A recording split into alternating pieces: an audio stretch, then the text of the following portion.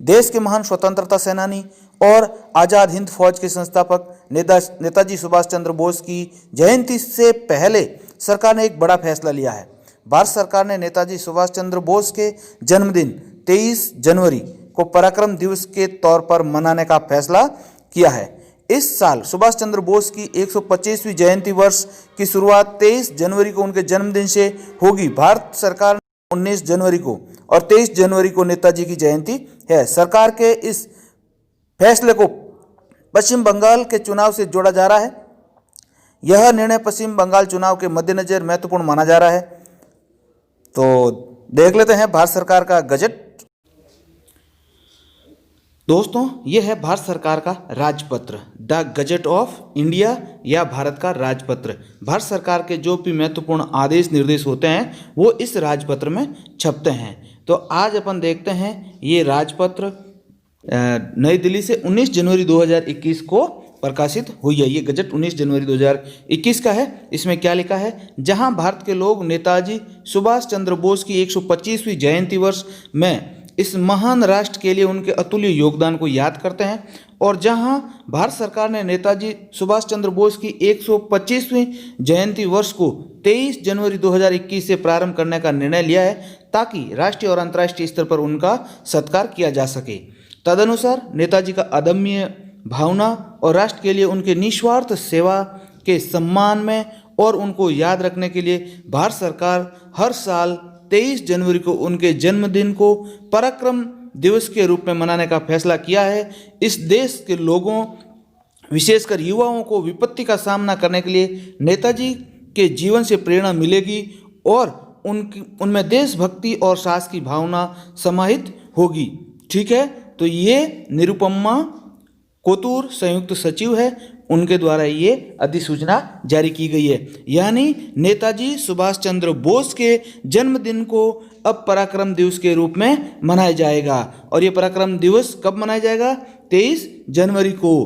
कब से शुरू किया है? 23 जनवरी 2021 से। और कौन सी जयंती पे? ये सुभाष चंद्र बोस की 125वीं जयंती है और अपन इसके बारे में और बिंदुओं पर चर्चा करते हैं। नेताजी सुभाष चंद्र बोस का जन्म 23 जनवरी 1897 को कटक के प्रसिद्ध वकील जानकीनाथ तथा प्रभा देवी के यहाँ हुआ था। उनके पिता ने अंग्रेजों के दमन चक्र के विरोध में राय बहादुर की उपाधि लौटा दी। यानी इनको जो ये स्वतंत्रता संग्राम की सीख मिली है वो अपने परिवार से ही मिली है। इससे सुभाष चंद्र बोस के मन में शुरू से ही अंग्रेजों के प्रति कटुता आ गई। सुभाष चंद्र बोस ने आईएएस की परीक्षा उत्तीर्ण की थी, आईसीएस की, लेकिन उन्होंने आईसीएस से इस्तीफा दे दिया। इस बात पर उनके पिता ने उनका मनोबल बढ़ाते हुए कहा, जब तुमने देश सेवा का व्रत ही ले लिया तो इस पथ से विचलित मत होना। यानी आप देश सेवा का जज्बा कंटिन्यू अपने मन में रखना है। इसी सिलसिले में दिसंबर 1927 में कांग्रेस के राष्ट्रीय महासचिव के पद के बाद 1938 में कांग्रेस का राष्ट्रीय अध्यक्ष चुना गया सुभाष चंद्र जी बोस को। उन्होंने कहा, मेरी यह कामना है कि महात्मा गांधी के नेतृत्व में ही हमें स्वाधीनता की लड़ाई लड़ना है। हमारी लड़ाई केवल ब्रिटिश साम्राज्यवाद से नहीं, विश्व साम्राज्यवाद से है। धीरे धीरे कांग्रेस से सुभाष चंद्र बोस का मोह भंग हो गया। 16 मार्च 1939 को सुभाष ने अपने पद से इस्तीफा दे दिया।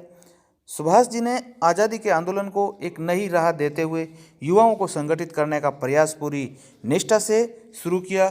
इनकी शुरुआत 4 जुलाई 1943 को सिंगापुर में भारतीय स्वाधीनता सम्मेलन के साथ हुई थी। 5 जुलाई 1943 को आज़ाद हिंद फौज का विधिवत गठन हुआ। 21 अक्टूबर 1943 को एशिया के विभिन्न देशों में रहने वाले भारतीयों का सम्मेलन कर उसमें अस्थायी स्वतंत्र भारत सरकार की स्थापना कर नेताजी ने आज़ादी प्राप्त करने का संकल्प लिया और उसको साकार करने में सफल हुए। 12 सितंबर 1944 को रंगून के जुबली हॉल में शहीद यतीन्द्र दास के स्मृति दिवस पर नेताजी ने अत्यंत मार्मिक भाषण देते हुए कहा, अब हमारी आज़ादी निश्चित है, परंतु आज़ादी बलिदान मांगती है। आप मुझे खून दो, मैं आपको आज़ादी दूंगा, यही देश के नौजवानों में प्राण फूंकने वाला वाक्य था जो भारत की नहीं विश्व के इतिहास में स्वर्णिम अक्षरों में अंकित था। 16 अगस्त 1945 को टोक्यो के लिए निकले पर ताइहोकू हवाई अड्डे पर नेताजी का विमान दुर्घटनाग्रस्त हो गया और स्वतंत्रता की अमरता का जय घोष करने वाले भारत माँ का दुल्हारा सदा के लिए राष्ट्र प्रेम की दिव्य ज्योति में जलकर अमर हो गया।